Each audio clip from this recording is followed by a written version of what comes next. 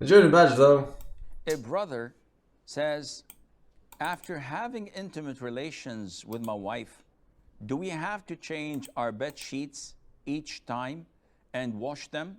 We do not use condoms, so fluid from me will get on the sheets, either semen or pre-seminal fluid, or the fluid will be from my spouse.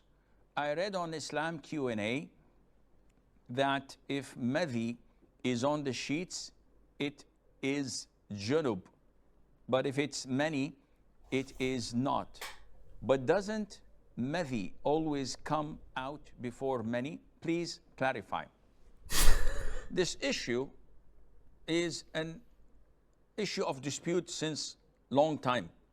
But the vast majority of Muslim scholars, they look at the evidences. What is the evidence? First of all, is many, and many is semen or sperm. So is many or semen, is it pure or najis? What comes out of a person is either urine, and this is najis, or madhi, which is the prostatic fluid, and this is also najis. Usually it comes when there is intimacy or flirting with the spouse. And there is wadi, and this is yellowish, a little bit thin, that comes usually after urinating, or when carrying something that is heavy, or when it is extremely cold. What? And in all of these three are najis. Also najis, usually it comes when there is intimacy or flirting with the spouse. And there is wadi, and this is yellowish, a little bit thin, that comes usually after urinating, or when carrying something that is heavy, or when it is extremely cold. And in all of these three are najis. And then we have What semen. the fuck is he talking about? And What is wadi? For men and women.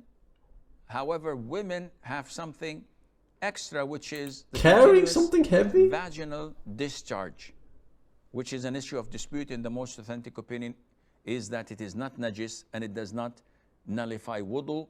It is more or less like sweat. Bro. So when we come to the issue of semen, many, we have a hadith which is authentic that Mother Aisha narrated. May Allah be pleased with her. She said that whenever there are traces of semen on the garment of the Prophet ﷺ, if it is dry, I would rub it off with my fingernail. Which means that if it's hard substance, rubbing it off does the job. And if it's wet, I would wash it. Now, scholars from this hadith, they learned that semen is pure, because whenever there is an impurity, rubbing it off does not make the surface or the garment or the cloth pure. You have to wash it. But when she told us that rubbing it off does the job, this meant that semen is pure. Now, how did this semen reach that area, that garment? Was it mixed with pre-seminal fluid, madhi? Was it mixed with his spouse discharge? This is something we do not have knowledge of, but we have the basic knowledge. That is, whenever there are such discharges on your bed sheet mixed with semen, then this is pure. Because we don't have details of what Mother Aisha did, may Allah be pleased with her, and the content of what she rubbed off. And hence we assume that it is sufficient to be removed and if not removed, it is still pure, regardless of what was mixed with it. And this is the most authentic opinion.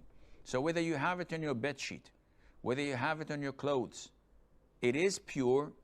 Is it disgusting or not? Definitely. But it doesn't affect the validity of your salat if you have it. Would it be recommended to wash it? Yes, sure. But again, it is not a determining factor whether your salat is accepted or not. All right, very good. This is